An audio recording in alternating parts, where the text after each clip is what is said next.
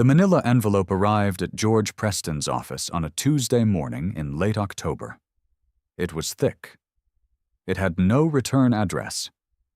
His secretary placed it on the corner of his desk with the rest of the mail, but something made him pick it up first. The handwriting on the front was neat, careful, and unfamiliar. He opened it and read the first page. Then he stopped and looked at the date in the corner. The words were typed. They were specific. They included account numbers, dates, and dollar amounts that matched a case file he had been asked to review only 3 days earlier. George Preston had been a lawyer for 31 years. He had read thousands of pages of testimony. But this was different. This was not a statement from a witness, a spouse, or a business partner. This was a statement from a man who had not spoken a word in 18 months. The name at the top of the page was Arthur Bell. George leaned back in his chair and read the first paragraph again. It was calm. It was precise. It described, in clear and simple language, a conversation that had taken place in Arthur Bell's own kitchen on a specific date, while Arthur sat in a wheelchair 10 feet away. The conversation was between Arthur's wife, Carol, and a man named Martin Hale, a financial advisor. In that conversation, Carol described Arthur as, quote, not really there anymore, and asked Martin to begin transferring the deed to the family's rental property into an LLC she had created 2 weeks after Arthur's stroke. George looked at the second page. It described a bank visit. The third page described a phone call. The fourth described a notary who came to the house while Arthur was in the next room. The envelope contained 46 pages. He picked up his phone and called the only person who had told him to expect something like this. Marcus Wynn, a hospice social worker who had been visiting Arthur Bell for the past year, answered on the second ring. "You got it," Marcus said. It was not a question. "I got it," George said. "How long has he been doing this?" Marcus paused. 18 months, since the first week he could move his fingers. George looked at the pages again. The first date on the first entry was 14 days after Arthur Bell's stroke. The last date was 6 days ago. "Does Carol know?" George asked. "No," Marcus said. "She thinks he watches television." George placed the pages on his desk and arranged them in order. He had a hearing to prepare for. Carol Bell had filed for full conservatorship over her husband's estate, his medical decisions, and his legal rights. The hearing was scheduled for Monday morning in Franklin County Probate Court.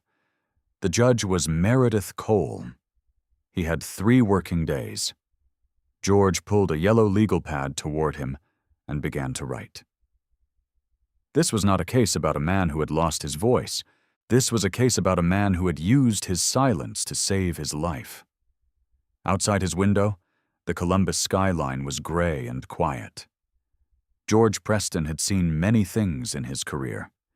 He had seen families collapse over money. He had seen caregivers become thieves. But he had never seen anything like the manila envelope on his desk. It was not a cry for help. It was a case file built by a man who could not speak over 18 months of silence in the room where everyone assumed he was gone. He turned to the next page. The entry was dated 11 months ago.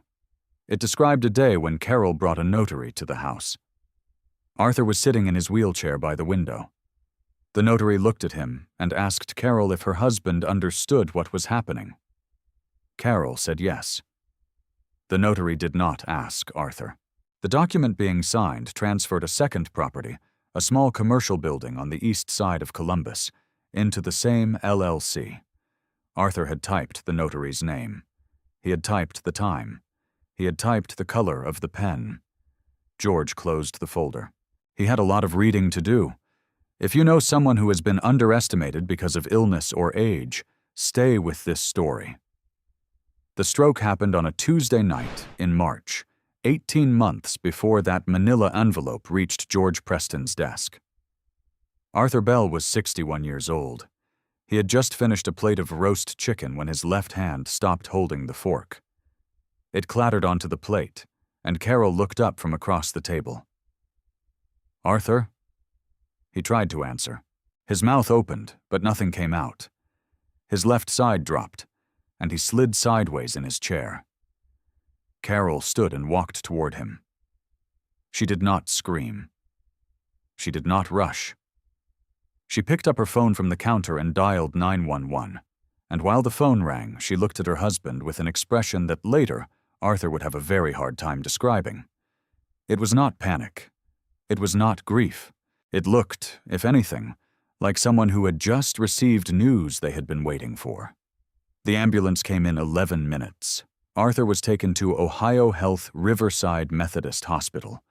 Carol followed in her own car. She parked in the visitor lot and walked into the emergency department with her purse over her shoulder, calm and unhurried, as though she were arriving for a routine appointment. Dr. Helen Chen was the hospitalist on duty that night. She was thorough, quiet, and not easily impressed by family drama. She examined Arthur, ordered a CT scan, and confirmed a significant ischemic stroke affecting the left middle cerebral artery. The damage was substantial. Arthur could understand language, but the motor pathways that controlled speech were severely compromised. Dr. Chen sat down with Carol in a small consultation room just after midnight. She explained the prognosis clearly. Arthur would likely survive. His cognition might remain intact, but his ability to speak would depend on months of therapy, and there was no guarantee it would return fully. Carol listened.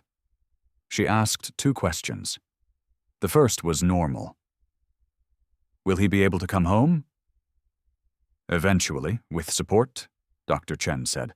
"He'll need rehabilitation first." The second question was not normal. "And his mind? You said his cognition might be intact. What does that mean exactly? For legal purposes?" Dr. Chen paused. She looked at Carol for a moment longer than necessary. "It means he may understand everything that's happening around him," she said. "He simply won't be able to respond verbally." Carol nodded slowly. She thanked the doctor and walked out into the hallway. She stood near the vending machine and made a phone call. Arthur was in the ICU, connected to monitors, unable to move his left arm or form a word. But his eyes were open, and from the hallway, through the glass partition, he could see his wife on the phone. He could not hear what she was saying, but he could see her face. And her face did not look like a woman whose husband had just had a stroke. It looked like a woman making plans. The first week passed in tests, medications, and transfer paperwork. Arthur was moved from the ICU to a step-down unit, then to the rehabilitation wing. His right hand still worked.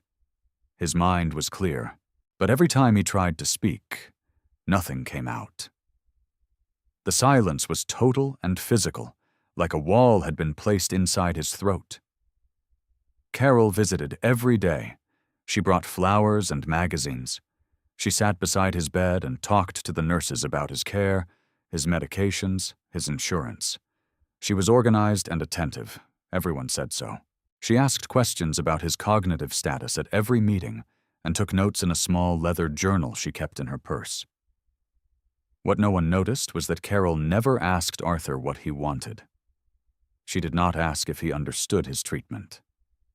She did not sit quietly and wait for him to try to communicate. She filled every silence with her own voice, and when the therapists suggested communication boards or assistive devices, Carol said she thought it was too early. She said it might frustrate him. Arthur heard all of this. He understood all of it. And he began to notice something about his wife that he had not seen clearly before. She was not grieving. She was organizing. On the 10th day, Carol brought a folder to the hospital. She showed it to one of the nurses and said she wanted to make sure Arthur's affairs were in order. The folder contained a durable power of attorney form. The name she had written in the agent field was her own. The nurse said Arthur would need to sign it himself, or a physician would need to certify he was unable to do so. Carol nodded and said, "Of course." She put the folder back in her bag, but the bag stayed beside her chair every time she visited. Arthur watched her. He could not speak, but he could see, and he could think. His mind was a clear, cold room, and in that room he began to understand something that changed everything. His wife was not waiting for him to recover. She was waiting for permission to take control. And if no one stopped her, the silence he could not break would become the proof she needed to claim that he was gone. On the 14th day, a speech therapist named Linda brought a laptop into his room. She said it was for exercises, matching words to pictures, building simple sentences on screen. She showed him how to use the keyboard with his right hand. She said it might be slow at first, but speed would come with practice. Linda left the laptop on his bedside table. She said there was no pressure. She said the important thing was to keep his mind active. That night, after Carol left and the hallway went quiet, Arthur pulled the laptop closer. He placed his right hand on the keyboard.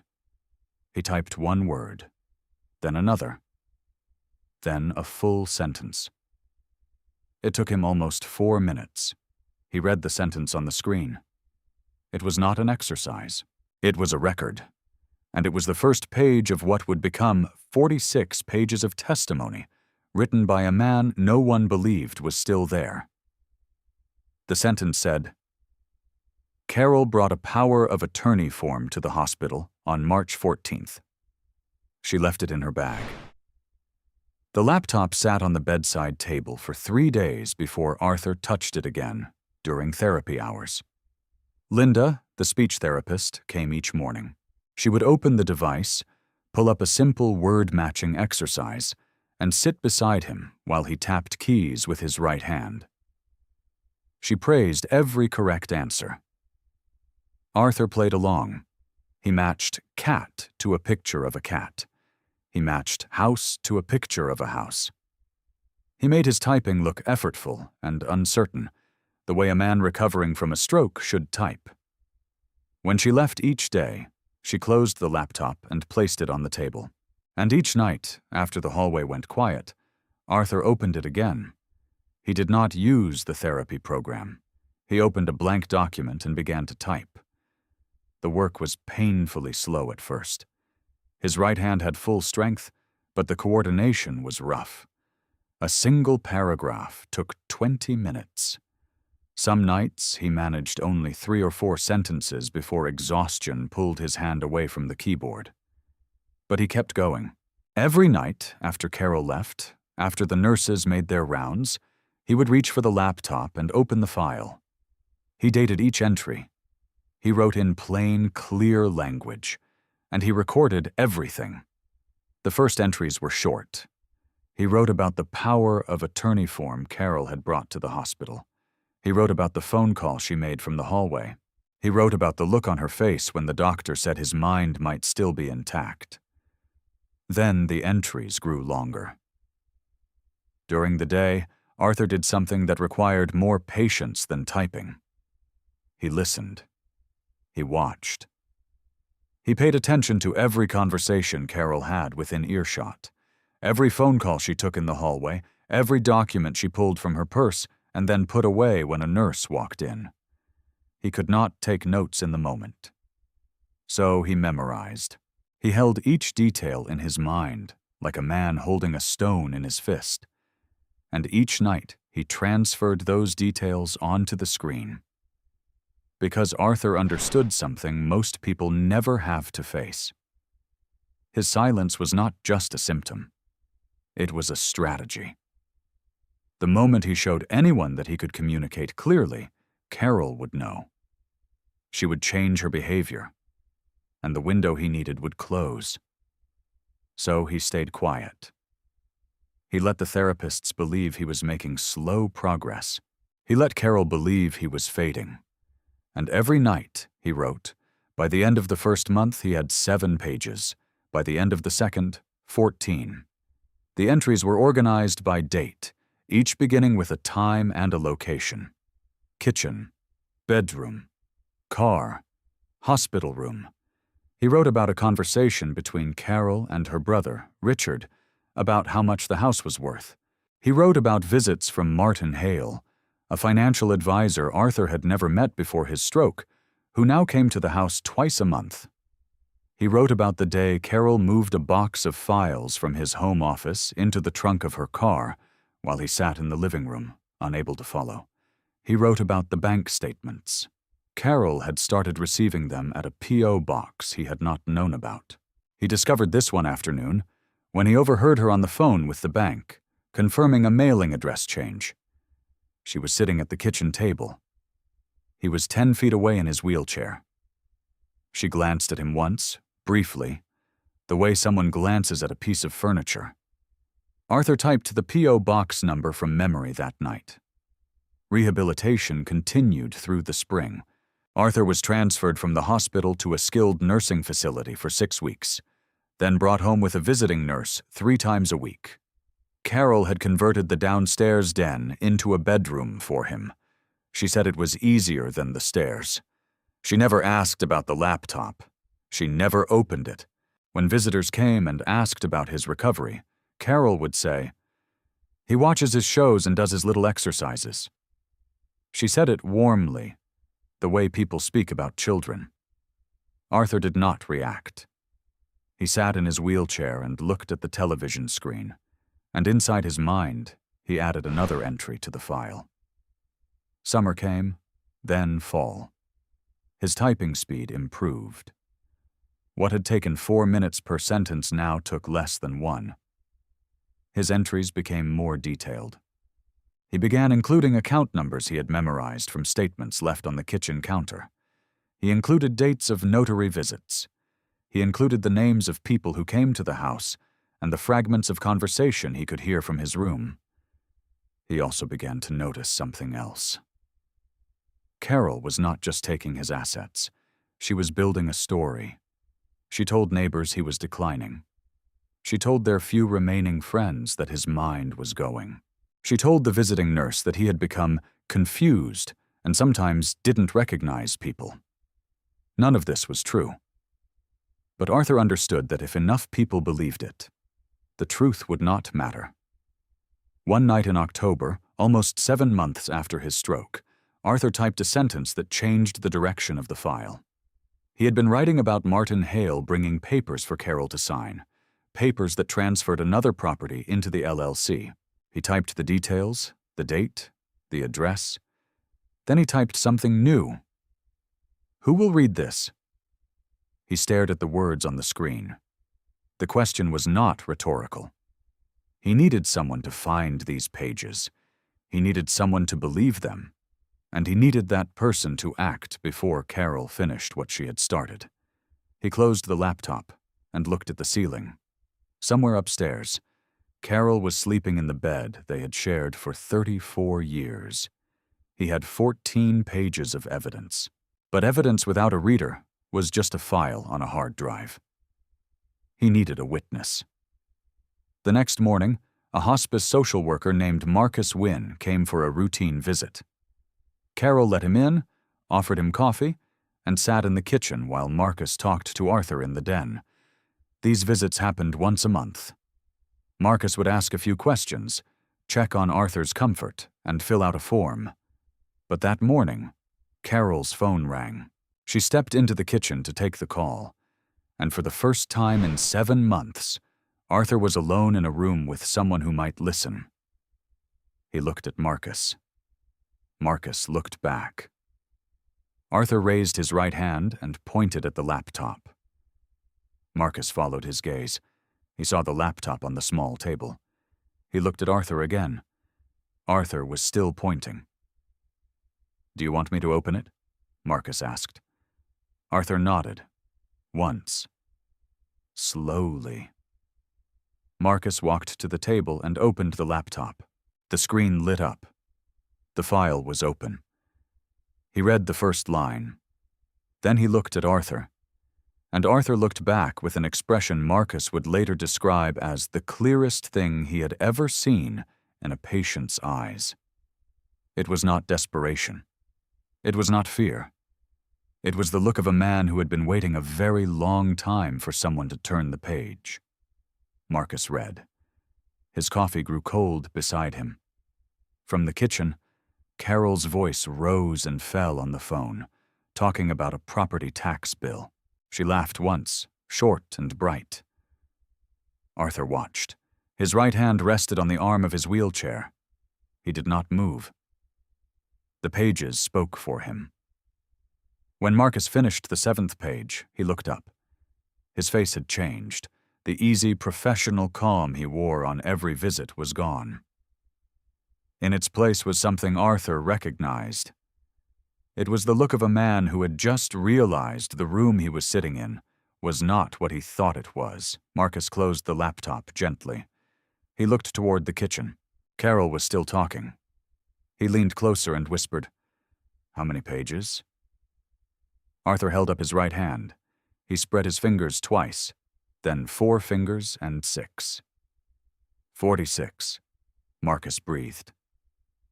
Arthur nodded. Marcus sat back. He pulled a business card from his shirt pocket and placed it on the laptop keyboard. On the back, in small handwriting, he wrote a phone number and 2 words. George Preston. He closed the laptop and stood just as Carol walked back in. "All done?" she asked, smiling. "He's been quiet today." "He seems comfortable," Marcus said. His voice was steady, professional. But Arthur noticed that Marcus did not look at Carol. He looked at the door. After Marcus left, Carol tidied the kitchen. She hummed to herself. Arthur sat in the den and stared at the television, which was playing a nature documentary with the sound turned low. He did not watch it. He was thinking about the business card tucked under the laptop. That night, after Carol went upstairs, Arthur opened the laptop again. He pulled the card free and typed the name into his file. George Preston, estate attorney. He added the phone number and the date. Then he typed a new entry. Marcus knows. He paused. His fingers hovered over the keys. He had been writing for 7 months without a reader. Now someone had read the pages. The question was no longer who will find this. The question was what happens next. Over the following weeks, Arthur did 2 things at once. During the day, he continued his routine. He sat in his wheelchair. He watched television. He ate the meals Carol prepared. He let the visiting nurse check his blood pressure and ask simple questions he answered with nods or shakes of his head. At night, he wrote. But now the writing had a different weight. He was not just recording anymore.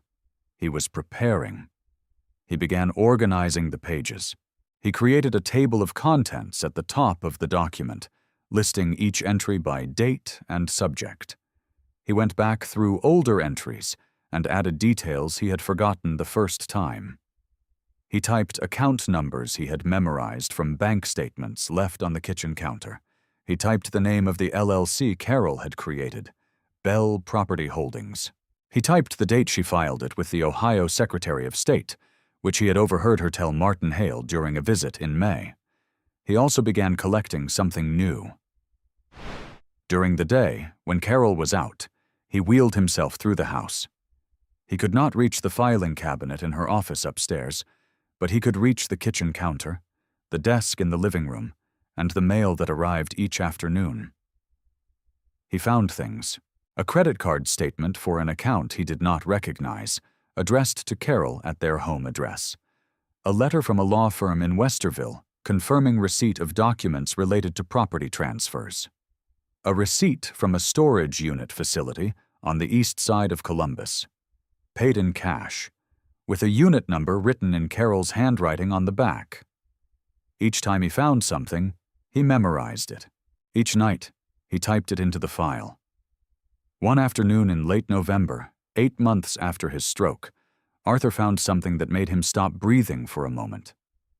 Carol had left a folder on the kitchen counter while she went to answer the phone. The folder was open. Inside was a physician's statement, already filled out, that described Arthur as cognitively impaired and unable to manage personal or financial affairs. The signature line was blank. The name typed at the top was Dr. Helen Chen. Arthur stared at the page. He could hear Carol in the next room, her voice low and pleasant. He read the form again. It was a standard capacity evaluation, the kind used to support a conservatorship filing. Someone had prepared it for Carol. Someone had left the doctor's name blank, which meant Carol had not yet found a physician willing to sign it. He wheeled back to the den. His heart was beating very fast. That night, he typed the details of the form into his file. He included the exact language. He included the blank signature line. He typed, "She is looking for a doctor who will say I am gone." Then he typed something else. He typed the name Helen Chen. And beside it, he typed, "She examined me the night of my stroke. She said my mind might still be intact." Carol heard her say it. He did not know if this mattered yet. But he wrote it down, the way he had written everything else, because that was the rule he had given himself. Write it all down. Let the reader decide. December arrived. The house was cold in the mornings. Carol turned up the thermostat and draped a blanket over Arthur's legs before she went to the grocery store. She was kind in small ways. She brought him his pills. She adjusted his pillow. She told the visiting nurse he was such a good patient. Arthur accepted the blanket. He accepted the pills. He sat in his chair and watched the world through a window. And at night, he added to the file. By the middle of December, the document was 28 pages long. The entries were organized, detailed, and specific. They described a pattern of financial transfers, property movements, and deliberate isolation that had begun within 2 weeks of his stroke and had not stopped. But Arthur knew the pages were not enough. A document could be dismissed. It could be called confused, fabricated, the product of a damaged mind. He needed someone with authority to read the pages and believe them. He needed George Preston. One night, after typing a new entry about a second storage unit Carol had mentioned on the phone, Arthur closed the laptop and sat in the dark. The house was quiet. Upstairs, Carol was sleeping. He had 28 pages. He had a name and a phone number on a business card, and he had a growing certainty that time was running out. Carol was moving faster now. The form she had left on the counter told him that. She was looking for a doctor to sign off on his incapacity. Once she found one, the conservatorship filing would follow. And once that happened, everything he had built over 40 years of work and savings would belong to her on paper, and no amount of typing would change it. He opened the laptop one more time. He scrolled to the end of the file and typed a single line. "I need help. Not later. Soon." Then he closed the device, placed the business card back under it, and pulled the blanket over his legs. In the morning, Marcus Wynne would come for his monthly visit, and Arthur would need to find a way to tell him that the pages were ready, that the time had come, and that the man in the wheelchair was not the man Carol thought he was. Marcus came back 2 days later. He told Carol it was a routine follow-up, that his supervisor had asked him to check on a few patients before the holidays. Carol let him in and offered coffee. This time, Marcus brought a folder of his own. He sat at the kitchen table and asked about Arthur's medications, his sleep, his appetite. Carol answered with the patience of a woman who had told the same story many times. "He's stable," she said. "He sleeps well. He eats what I give him. He watches his programs." "And his mood?" Marcus asked. Carol tilted her head. He doesn't really have moods anymore. He's just quiet. Marcus wrote something on his form. Then he said, I'd like to spend a few minutes alone with him. Standard practice for our records. Carol hesitated. It was brief, barely a breath, but Marcus saw it. Then she smiled and said, Of course. She went upstairs. Arthur was in his wheelchair facing the television, which was off. The laptop was closed on the side table. Marcus sat across from him and pulled a small voice recorder from his pocket. He set it on the arm of the chair.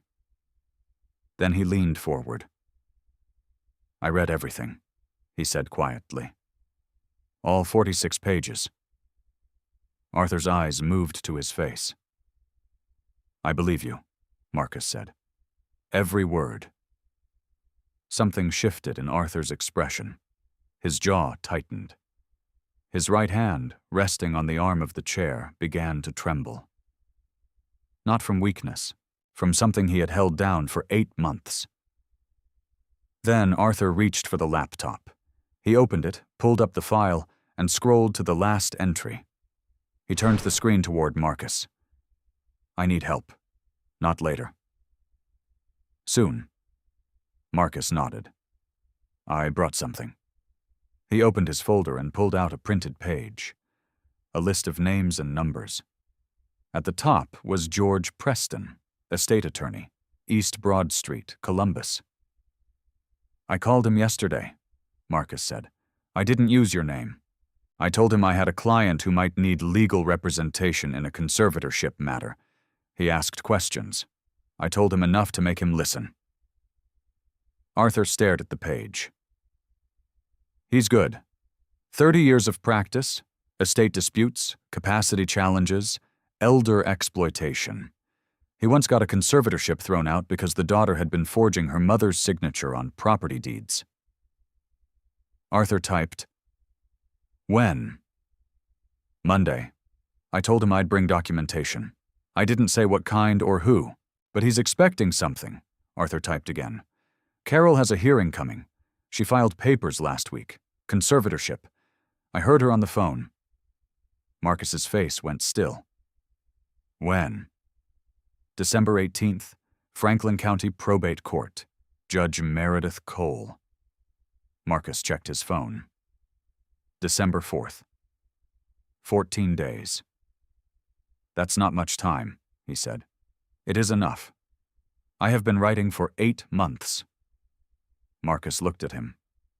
Arthur looked back, and in that look, Marcus understood something he would carry for the rest of his career. This man was not waiting to be saved. He was a witness who had been preparing his testimony. I need to copy the file, Marcus said. Can you put it on a USB drive? Arthur reached into the drawer of the side table and pulled out a small blue drive. Marcus realized Arthur had already bought it. He had already planned for this moment. Arthur plugged in the drive and copied the file. His right hand moved with practiced efficiency. No hesitation. He ejected the drive and placed it in Marcus's palm. There's one more thing. Marcus pulled out a single sheet of paper. A letter from Dr. Helen Chen, dated 2 weeks after the stroke. It was a neurological assessment, and one sentence was highlighted in yellow. The patient demonstrates full cognitive awareness and is capable of understanding complex information despite his inability to communicate verbally. I found this in the hospital records, Marcus said. Dr. Chen wrote it after her initial evaluation. Carol has never seen it. I pulled it from the file before records were transferred to the rehabilitation facility. Arthur read the sentence. His eyes stayed on it for a long time. Then he typed. She told Carol my mind might still be intact. Carol heard her. But Carol told everyone I was gone. I know, Marcus said. That's why this matters. He placed the USB drive in his shirt pocket. Carol's voice drifted down from the bedroom above. She was on the phone. I'll be back on Saturday, Marcus said. I'll bring the laptop to George's office myself. I'll have him file an emergency response before the hearing. Arthur typed one more line. She cannot know. Not until the hearing. She won't, Marcus said. Not from me. He paused at the door and looked back. Arthur was already closing the laptop, placing it on the side table, his face settling into the same blank expression he wore every day. Marcus sat in his car before starting the engine. His hands were shaking. He looked at the USB drive in his pocket and thought about 46 pages of silence finally broken. He thought about the man in the wheelchair who had watched, listened, memorized, and typed night after night, while everyone around him believed he was gone. He started the car and drove toward East Broad Street. Inside, Carol came downstairs.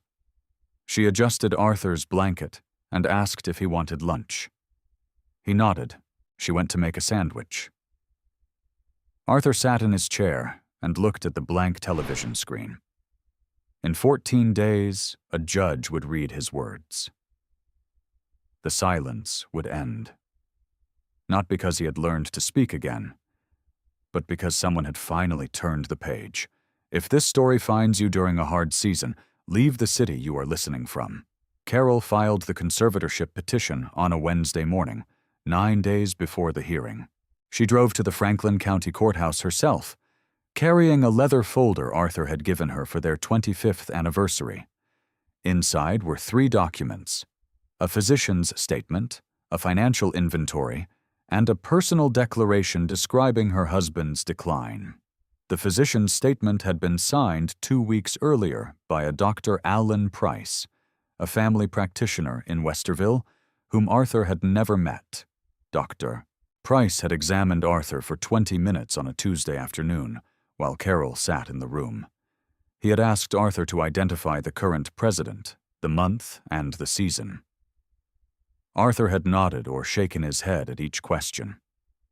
Dr. Price had written that Arthur was oriented but unable to participate in detailed cognitive testing due to expressive aphasia, and that, in his professional opinion, Arthur required a guardian for personal and financial decisions. Arthur had typed the details of that exam into his file that night. He had included the time, the questions, and the fact that Carol had answered 2 of them before he could respond. The financial inventory listed every account Carol could find in Arthur's name: checking, savings, 2 retirement accounts, a brokerage account, and the equity in the house. The total was just under $1.4 million. The personal declaration was 3 pages long. It described a woman's devotion to a husband who could no longer speak for himself. It used the word sacrifice 4 times.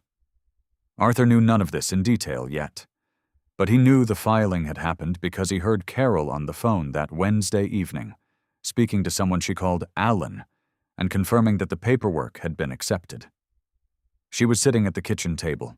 Arthur was in the den, 10 feet away, separated by a half wall. "He said the hearing is December 18th, Carol said. "Judge Cole, I looked her up. She's supposed to be fair." A pause. Carol laughed softly. "Fair to who, right?" "Well, it's not like he's going to show up and argue." Arthur sat very still. His face showed nothing, but inside his mind he was adding to the file. He memorized the date. He memorized the judge's name.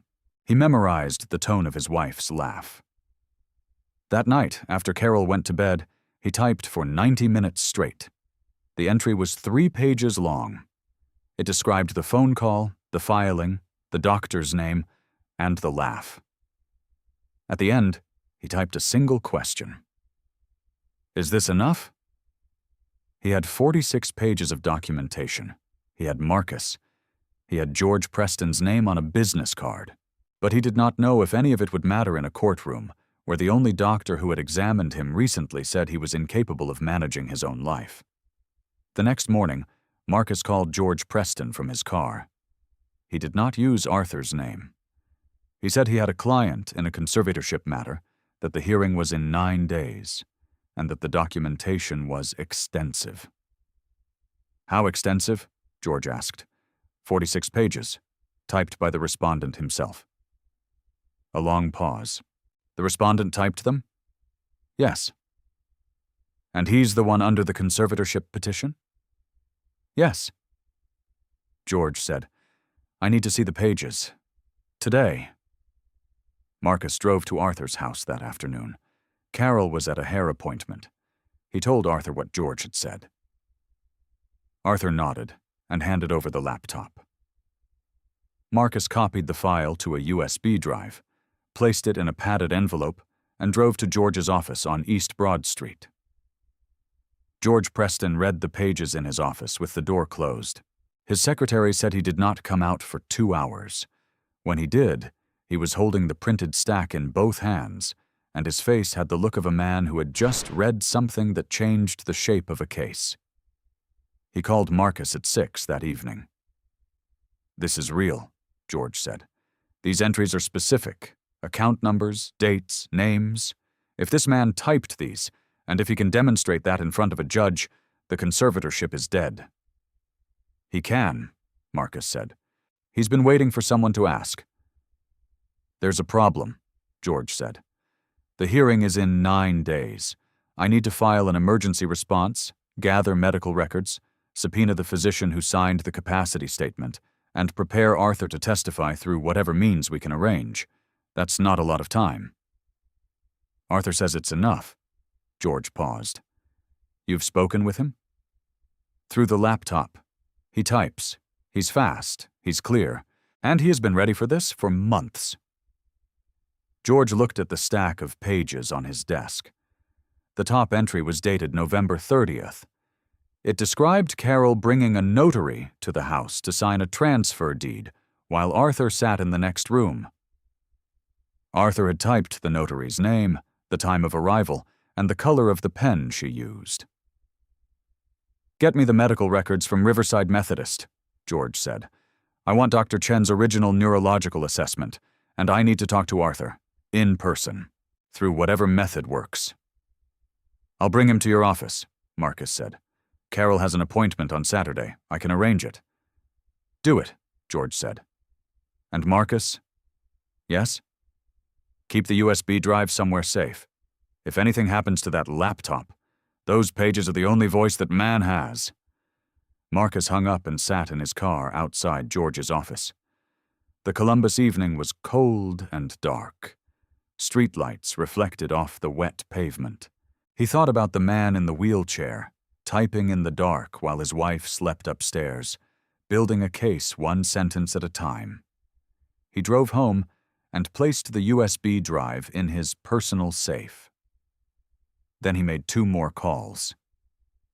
The first was to Dr. Helen Chen's office at Riverside Methodist, requesting Arthur's complete neurological file.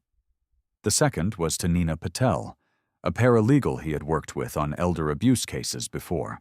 He told her he needed help organizing 46 pages of typed testimony into a format a judge could read. "How soon?" Nina asked. 5 days. "I'll need the pages tomorrow." "I'll bring them." Marcus hung up and looked at the ceiling. In 9 days, a man who had not spoken in 18 months would sit in a courtroom and let a machine read his words. The woman who had spent those 18 months taking everything from him would hear his voice for the first time. Not his real voice, but close enough. The Saturday meeting was set for a small conference room on East Broad Street. Marcus drove Arthur across town in his own car, the wheelchair folded in the back. Carol had left the house at 10 that morning for a brunch in German Village, humming, carrying a bottle of wine. Arthur sat in the passenger seat, watching the city pass. He had not been in a car in 3 months. Strip malls, bare trees, a gray sky. In his jacket pocket was the blue USB drive. George Preston was waiting with Nina Patel. The table held printed pages arranged in chronological order. A laptop sat open at the far end. George stood and extended his hand. Arthur shook it. Mr. Bell, thank you for coming. Arthur nodded once. They sat. George placed a legal pad in front of himself. I've read every page, 3 times. I need to ask you directly. Are these entries accurate? Did you type them yourself over the past 8 months without assistance? Arthur pulled out the small laptop Marcus had brought him. He opened a blank document and typed with his right hand. Every word, every night, alone. He turned the screen toward George. George read it and nodded. The account numbers in your entries match records I've already pulled from the county recorder's office. The LLC filing for Bell Property Holdings is real. The property transfers are real. The notary you described, Sandra Voss, is licensed in Franklin County and has handled 3 transfers involving your properties since April. Arthur typed again. Carol met with her 4 times. I was in the room for 2 of them. Nina has organized your entries into a timeline, George said. Each entry is cross-referenced with public records, bank filings, LLC documents, property deeds, notary logs. Where we could confirm, we marked it. Where we couldn't, we left it as your direct observation. Nina spoke. There are 14 entries that describe conversations you overheard between Carol and Martin Hale.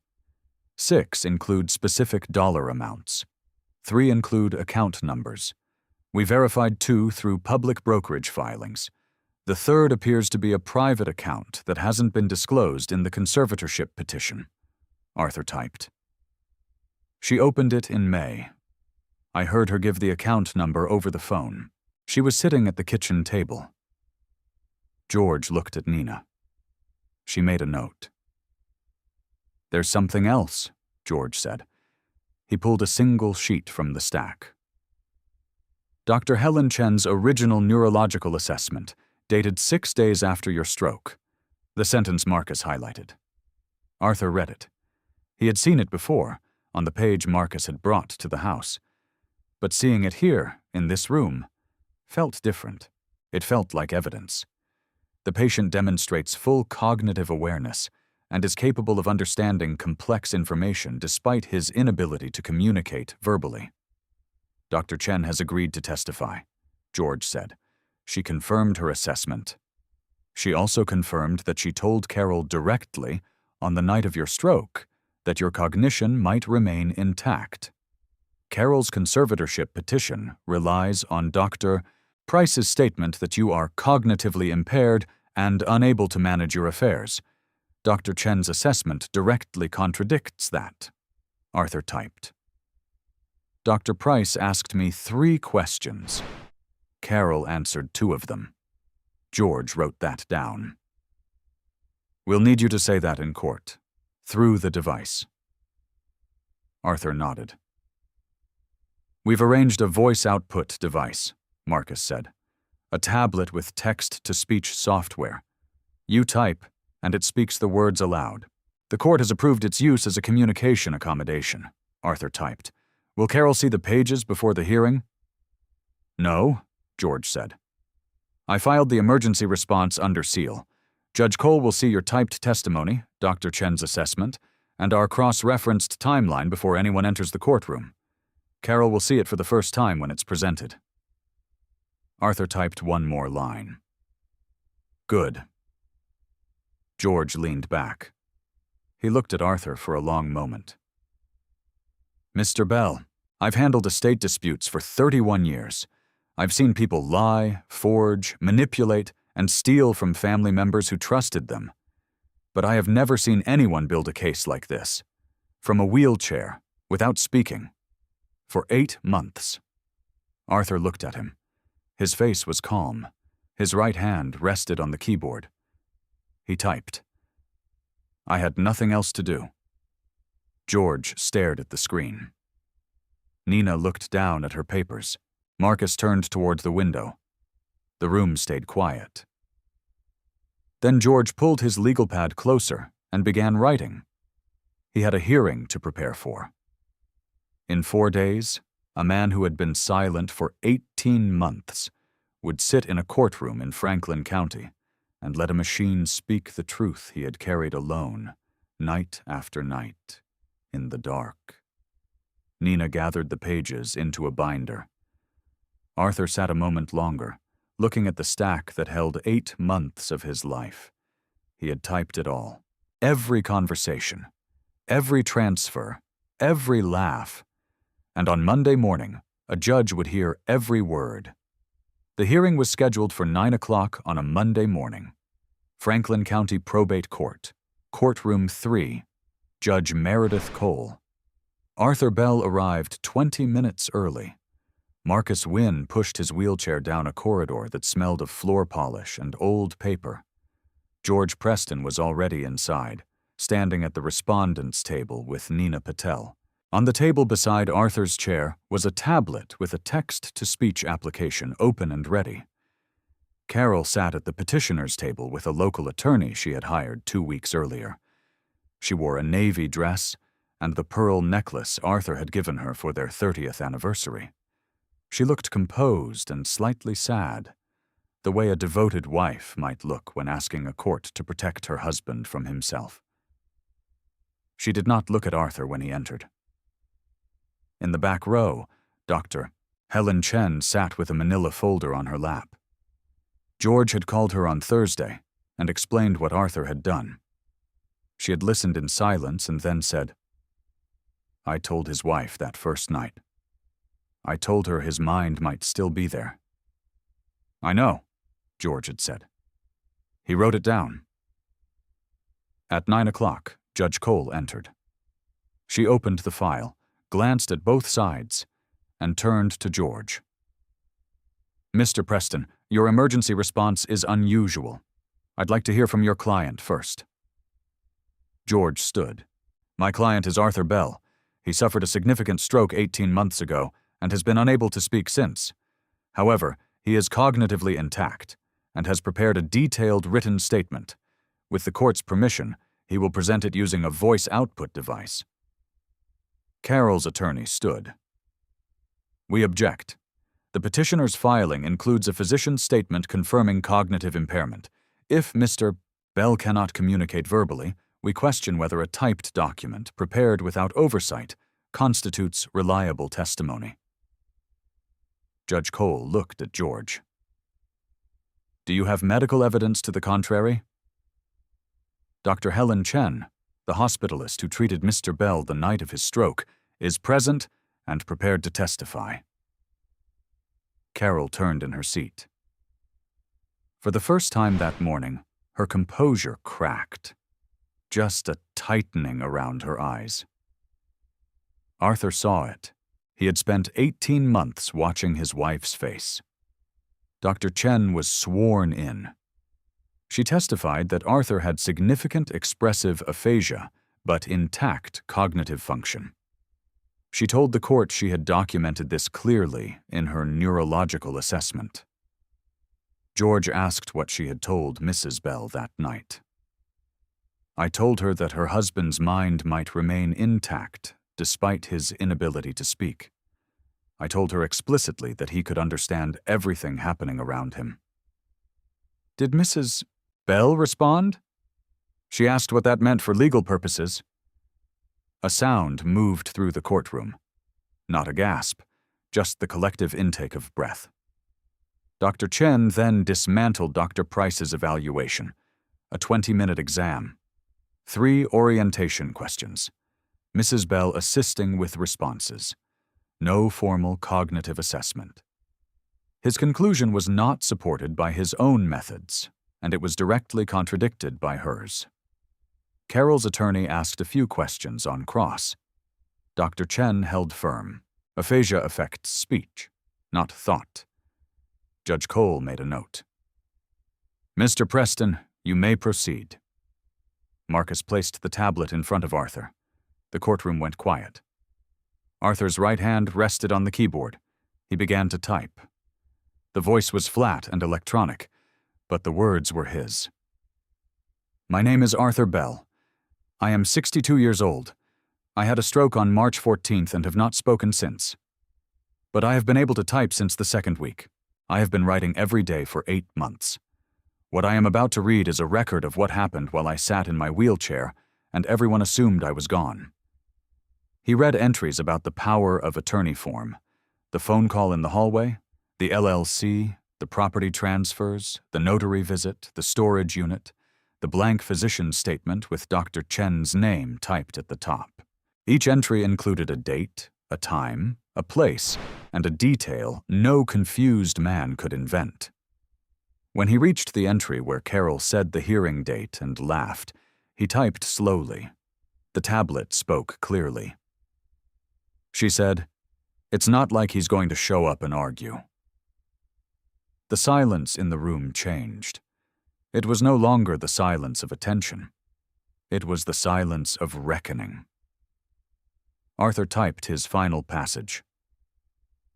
"I wrote these pages because I could not speak. No one helped me. No one told me what to say. I wrote what I saw and what I heard. And I am here today because the woman sitting across from me underestimated the one thing she could not take from me. My mind." He placed his right hand in his lap. Judge Cole removed her glasses. She looked at Arthur for a long time. Then she looked at Carol. "The petition for conservatorship is denied. I find no credible evidence that Arthur Bell is cognitively impaired. I find significant evidence that transfers of property and financial assets were made without his informed consent during a period when he was unable to communicate verbally but was fully aware of his surroundings." She ordered an immediate freeze on all transfers. She referred the matter to the county prosecutor for investigation of financial exploitation of a protected adult. She looked at Carol one last time. "Your husband was never gone. He was watching, and he was writing." Carol said nothing. She gathered her papers and walked out without looking back. Arthur sat at the table. George placed a hand on his shoulder. Dr. Chen stopped on her way out. "I'm glad someone finally listened," she said quietly. Arthur picked up the tablet and typed 4 words. "So am I, Doctor." Over the following weeks, a forensic accountant traced the transfers. 2 properties had moved into Bell Property Holdings. A brokerage account opened without disclosure. Over $200,000 moved into hidden accounts. The county prosecutor opened a formal investigation. Carol retained a criminal attorney. Arthur went home. Not to the den downstairs, but to his own bedroom on the 2nd floor. A new speech therapist began working with him twice a week. His voice did not come back right away, but his typing was faster than ever, and he used the tablet to talk to his children, his neighbors, and the lawyer handling the asset recovery. One afternoon in January, Arthur typed a letter to the court. He wrote that he had spent 18 months believing no one would ever hear him. He wrote that the silence had been the hardest thing he had ever endured, not because of the stroke, but because of what his wife had done with the space his silence created. He typed one last line. "I wrote because I had to, but someone had to read it, and someone did." Arthur Bell never spoke the way he used to, but his words, typed one by one in the dark, had done what his voice could not. They had brought him home. Subscribe for stories about courage, truth, and the moments that make people finally act.